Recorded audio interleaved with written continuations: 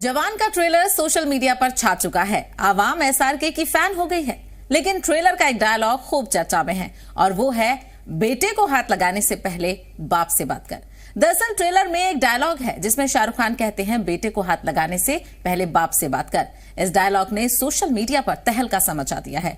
लोग इस डायलॉग को मुंबई के एनसीबी के साबिक जोनल डायरेक्टर समीर वानखेड़े से जोड़ रहे हैं। आपको याद होगा, समीर वानखेड़े वही शख्स हैं जिन्होंने शाहरुख खान के लाडले आर्यन खान को ड्रग्स मामले में अरेस्ट किया था।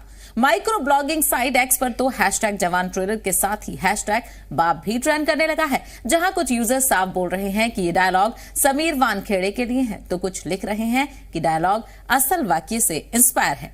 2 मिनट 45 सेकंड के इस ट्रेलर में भरपूर एक्शन है, रोमांस है, सस्पेंस है, देशभक्ति और तमाम बेहतरीन स्टार्स की मौजूदगी है। ट्रेलर को सोशल मीडिया पर अच्छा रिस्पॉन्स भी मिल रहा है। एक्टर के लुक से लेकर एक्शंस तक की हर कोई चर्चा कर रहा है।